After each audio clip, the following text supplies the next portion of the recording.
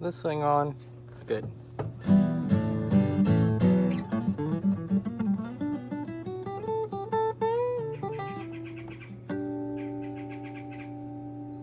My name's Johnny. Let me show you some stuff about guitar. But first, a word from myself about myself. I've been playing guitar for over 25 years, posting guitar-centric content to my YouTube channel for a little over 5 as of the making of this video.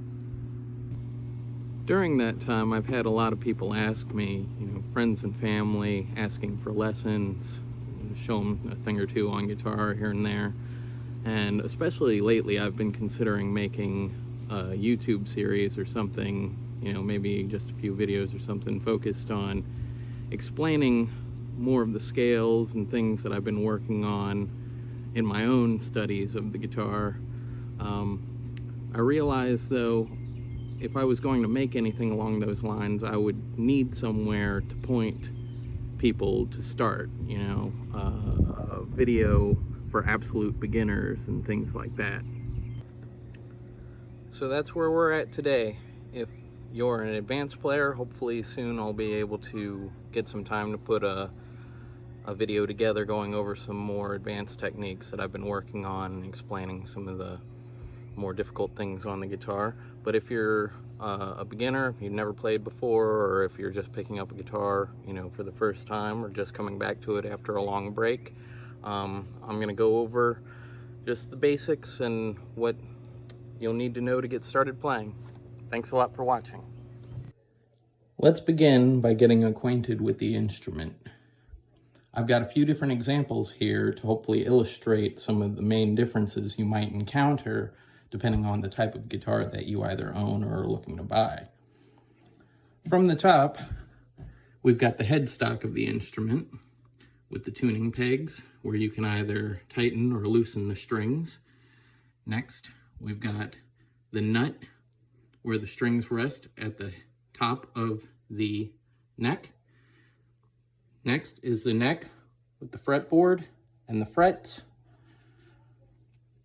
followed by the body of the instrument. On an acoustic guitar, we have a sound hole to allow the reverberations and generate the sound. We've got the pick guard to protect from any scratching or picking across the strings, quickly or anything like that.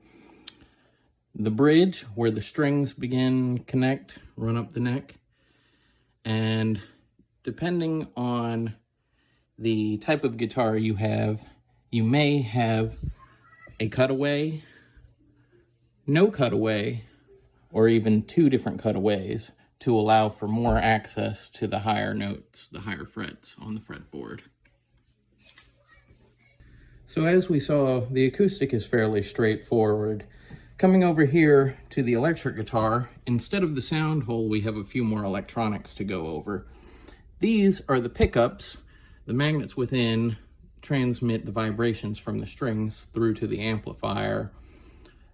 Down here, we've got the volume knob and tone controls, which control, obviously, the volume and the sound, the way the guitar sounds coming through the amplifier. Down here, we've got the input jack where the wire from the amplifier attaches. This is the vibrato arm, sometimes known as a tremolo arm or a whammy bar. It just helps with vibrato on the strings. You can do that with your hands for the most part, but these definitely can be useful for certain techniques. A couple more things that you may have on your guitar if it's an electric guitar.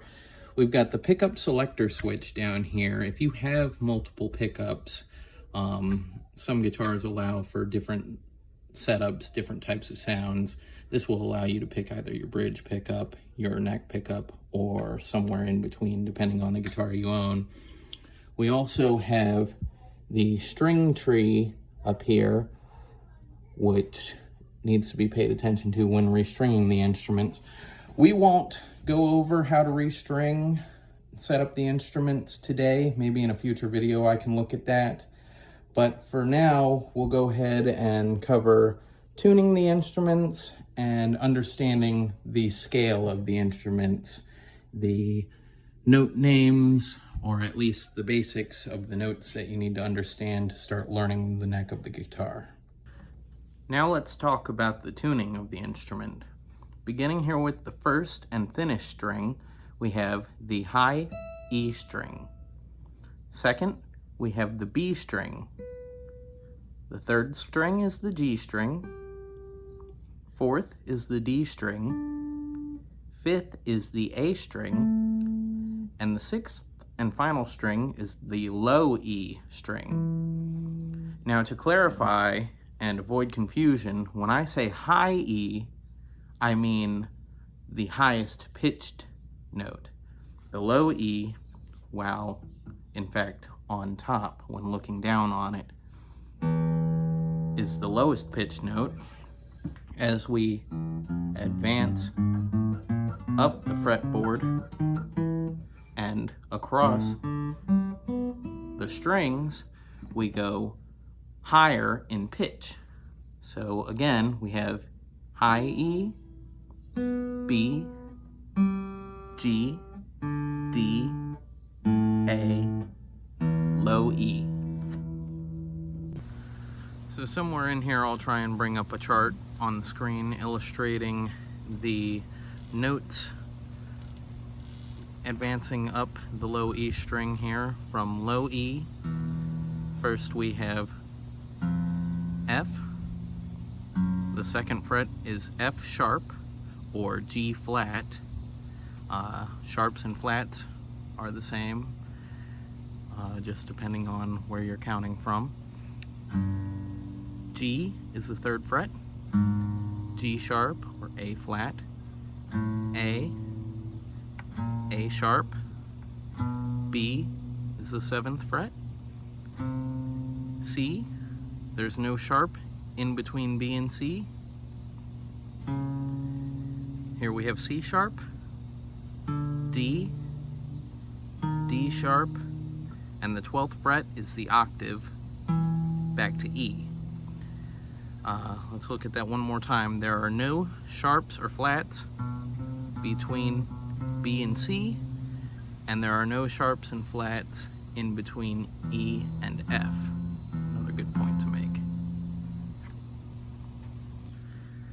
Now you may have noticed that the 5th fret of the low E string is an A, just like the A note of the 5th string, the open 5th string. Ideally you have a tuner available to get the guitar perfectly in tune, but if you don't have one close by, a handy trick for tuning the guitar relative to itself is the 5th fret of each string should be the same note as the next string. So the 5th fret of the A string is a D note, and that should sound the same as our open D string. 5th fret of the D string is a G, just like our open G string. Now on the G string, the scale changes slightly just for the last few strings. We've got G, G sharp, A sharp, B. The B is actually the 4th fret of the G string. So B rings out with our open B string, the 2nd string. And then when we get to the B string, it's back to the 5th fret, because we've got B, C, C sharp, D, D sharp, E.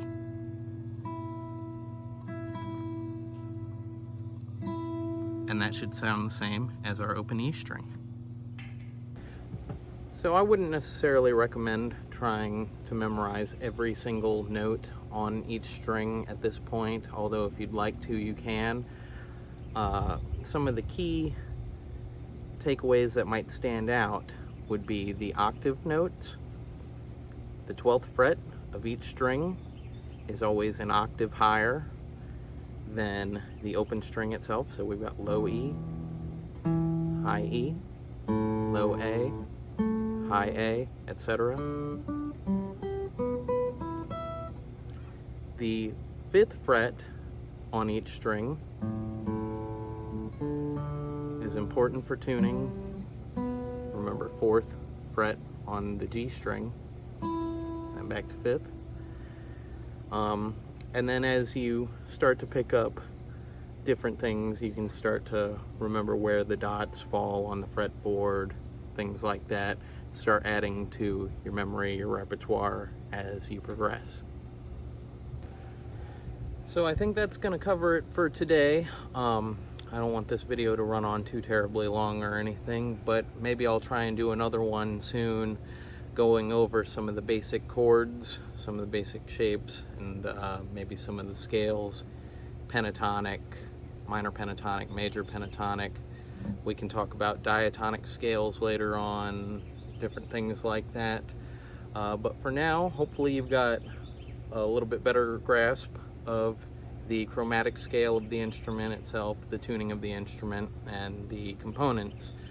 Like I said, thanks a lot for watching, and hopefully I'll be able to get some more, intermediate and advanced videos coming out here in the near future.